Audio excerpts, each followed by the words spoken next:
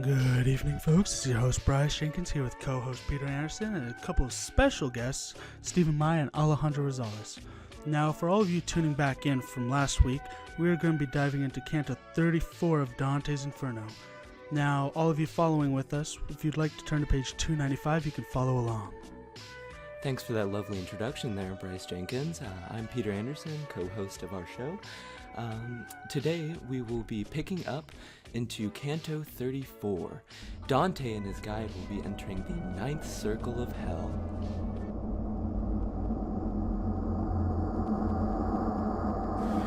And now, Vexilla Regis Prudent Inferni, therefore look. My master said as we continued on the long descent. And see if you can make him out ahead. As though, in the exhalation of heavy mist, or while night darkened our hemisphere, one spied a mill, blades turning in the wind, half lost, off in the distance. Some structure of that kind I seemed to make out now. But at a gust of wind, there be no other shelter at hand. I drew behind my leader's back again. By now, in putting it in verse, I find fear in myself still. I had journeyed down to where the shades were covered wholly by ice, showing like a straw in glass, some lying prone, and some erect, some with the head toward us, and others with the bottoms of the feet, another like a bow, bent to face. When we had traveled forward to the spot from which it pleased my master to have me see that creature whose beauty was once had been so great, he made me stop and moved in front of me. Look, here is this, he said. And here is the place where you must arm yourself with the quality of fortitude. Now chilled and faint I was on hearing that. You must not ask me, reader. I do not write it.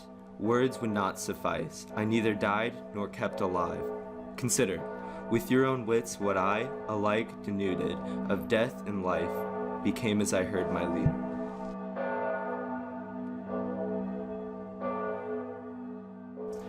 Alright, we're going to take a little minute now to go and analyze page 295. That was a bit of a doozy, right, Bryce? Yeah, I'd be lying if I said I didn't get myself a little riled up after that. Now, we're super lucky to have a couple of highly trained analytical researchers. Now, why don't you two take a moment to introduce yourselves? Yeah, thanks for having me on the show. My name is Stephen Mai. Yeah, thanks for having us. I'm Alejandra Rosales. Yeah, I just want to take a moment to thank you two for coming up here and joining us. Thank you for that wonderful dramatic adaptation of page 295. Let's start off with the Latin phrase Vexilla Regis Perdune Inferni, which means the banners of the King of Hell advances. As we enter the ninth circle, this phrase is appropriate to describe the surrounding area in which it captivates the reader. You can really see and feel what Dante is experiencing in this session. He describes the wind movement, the structures that are barely comprehensible before him, and a vast sheet of ice that he must cross. This alone is nothing in comparison to the sinners, as their description alone makes people have the jitters. The depiction of those who have sinned and reached the ninth circle is truly gruesome. The sinners are eternally frozen and in a variety of painful positions. A primary example is the bow and arrow position, in which the sinner is forced to have their feet touching their head. As we progress closer to the object within the middle of the ice, we begin to see a forming of some creature. Dante, displaying fear as anyone should if they enter the ninth circle, clings on to his master. This clearly displays his human nature when he is presented something that will be potentially harmful or scarring. Virgil then introduces Dante to Dis, who is known as Satan. During this introduction, you can anticipate what is running through Dante's mind, as no one would want to be one-on-one, face first with the devil, which leads Virgil to command Dante to muster his strength and maintain his composure.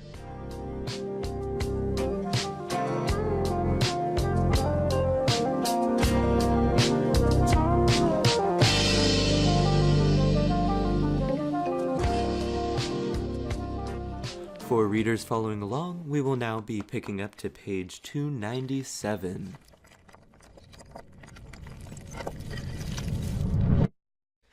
The emperor of the realm of grief protruded, from mid-breast up above the surrounding ice. A giant's height, a mine, would have provided closer comparison than with the size of his arm and a giant. Envision the whole that is proportionate to parts like these. If he was truly once as beautiful as he is ugly now, and raised his brows against his maker, then all sorrow may well come out of him. How great is a marvel it was for me to see 3 faces of his head. In front there was a red one. Joined to this, each over the midpoint of a shoulder, he had 2 others, all 3 joining at the crown. That on the right appeared to be a shade of whitish yellow. The third had such a mine as those who come from where the Nile descends. 2 wings spread forth from under each face's chin, strong and befitting, such as a bird, immense. I've never seen at sea so broad a sail, unfeathered, bat-like, and issuing 3 winds that went forth as he beat them, to freeze the whole realm of Coctius that surrounded him. As he wept with all 6 eyes, and the tears fell. Over his 3 chins mingled with bloody foam. The teeth of each mouth held a sinner, kept as by a flax rake. Thus he held 3 of them, in agony. For the one from front mouth gripped, the teeth were as nothing to the claws, which sliced and tore the skin until his back was stripped. That soul, My master said, who suffers most is Judas Iscariot. Head locked inside, he flails his legs. Of the other 2 who twist with their heads down, the black mouth holds the shade of Brutus, writhing, but not a word will he scream. Cassius is the sinewy one on the other side. But night is rising again, and it is time that we depart, for we have seen the whole.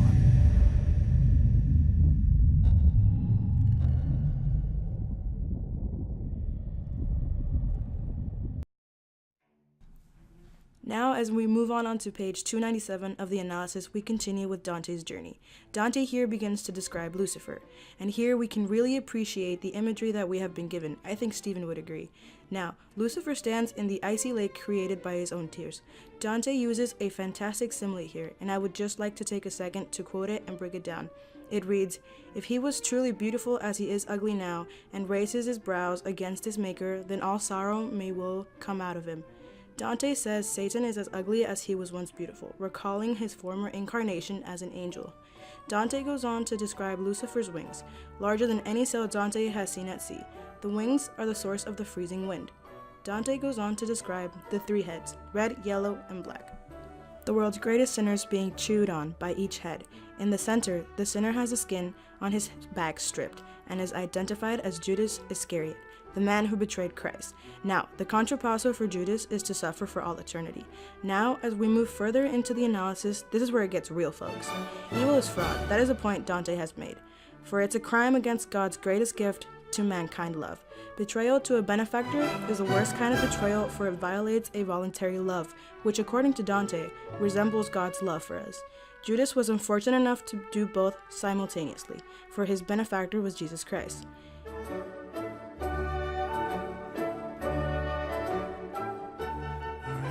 We're going head first into line 69 on page 299. Enjoy. As he requested, I put my arms around him, and waiting until the wings were opened full, he took advantage of the time and place, and grasped the shaggy flank, and gripping still, from tuft to tuft descended through the mass of matted hair and crust of ice. And then, when he had reached the pivot of the thighs, just where the haunch is at its thickest, with strain and effort, my master brought him around his head to where he had had his legs, and from there on, he grappled the hair as someone climbing would. So I supposed we were heading back to hell. Cling tight, Dante, for it is stairs like these, He sighed, like one who is exhausted. which we must scale to part from so much evil. Then he came up, through split of stone, and placed me on it still, and climbed up toward me with his cautious step. I raised my eyes, expecting I would see Lucifer as I left him, and saw his shape, inverted, with his legs held upward. May they, who are too dull to see what point I had passed, judge whether it perplexed me. Come. The way is long. The road remaining to be crossed is hard. Rise to your feet. The master said. The sun is at mid-tierce. We had come to rest, in nothing like a palace hall. Instead, a kind of natural dungeon enveloped us, with barely any light, the floor ill-made.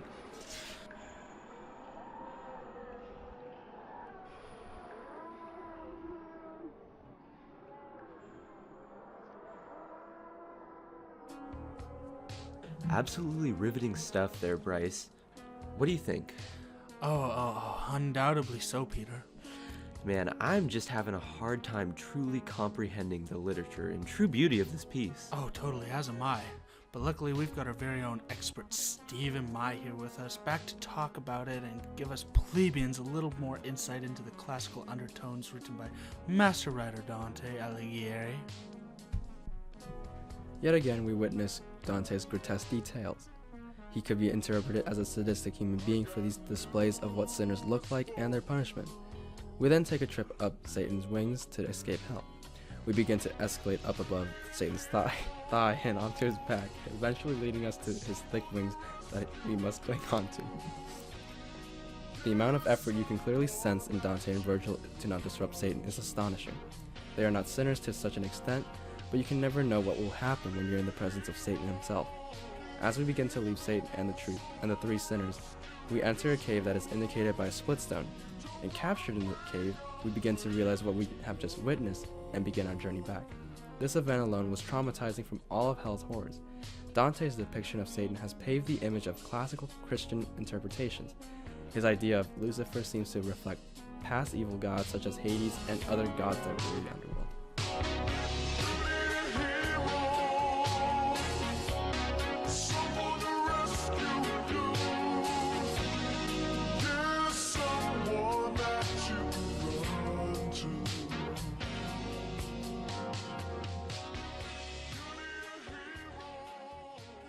Thank you for that expert analysis. We will be diving right back in, starting at the top of 301. Enjoy.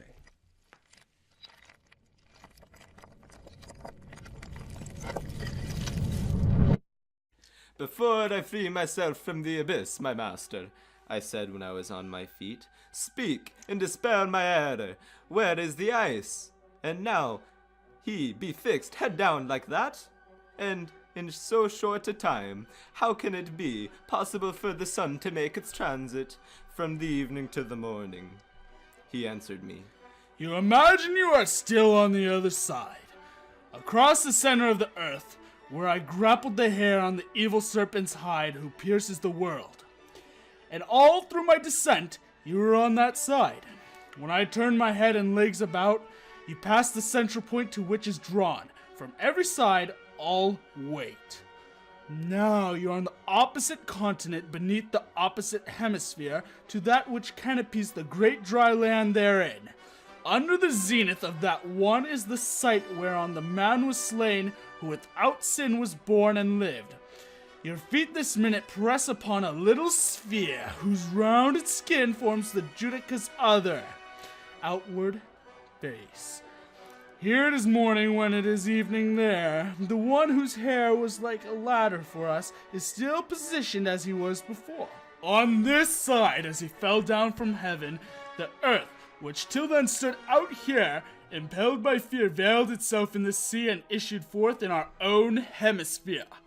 And possibly, what now appears on this side fled its birth and rushing upward left a cavity, this hollow where we stand. There is below, as far from Beelzebub as one can be, within his tomb, a place one cannot know by sight, but by the sound a little runnel makes as it wends the hollow rock flow has worn, descending through its winding channel, to get back up to the shining world from there.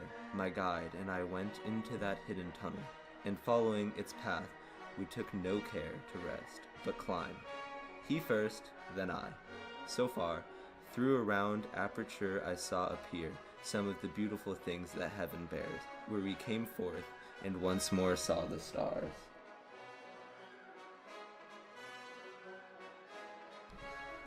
As we continue with Dante's journey, we see that in this page, the descent back to Earth is being described. Dante's bewildered as to where the ice had gone to and why it was morning. Ladies and gentlemen, it gets a bit tricky here with Virgil's explanation between the northern and southern hemispheres. Using Virgil, Dante describes the center of the earth as the point to which all weight falls.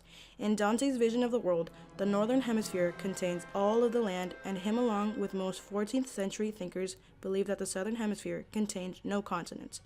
Dante was afraid that Virgil was going back through hell, but they find themselves on their feet on the other side of the world. Now they can see Satan's legs on this side and his body still frozen in the ice above. Virgil goes on to explain that when Lucifer fell from Earth, he plunged head first, the impact causing land of the southern hemisphere to retreat north. That left only the mountain of Purgatory in the southern hemisphere.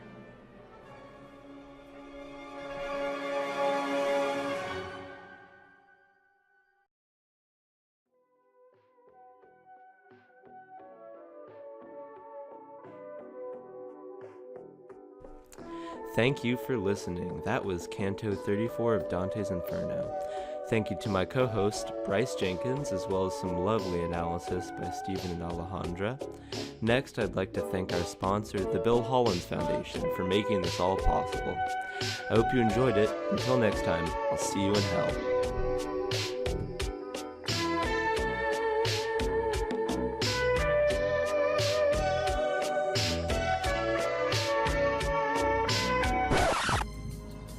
Just to touch on a few last-minute details and to give full credit, this fourth ring of the ninth circle contains the devil, also known as Lucifer, Satan, and Dis, waist deep in the frozen lake, using his wings to keep the icy wind, which keeps the worst of the worst frozen.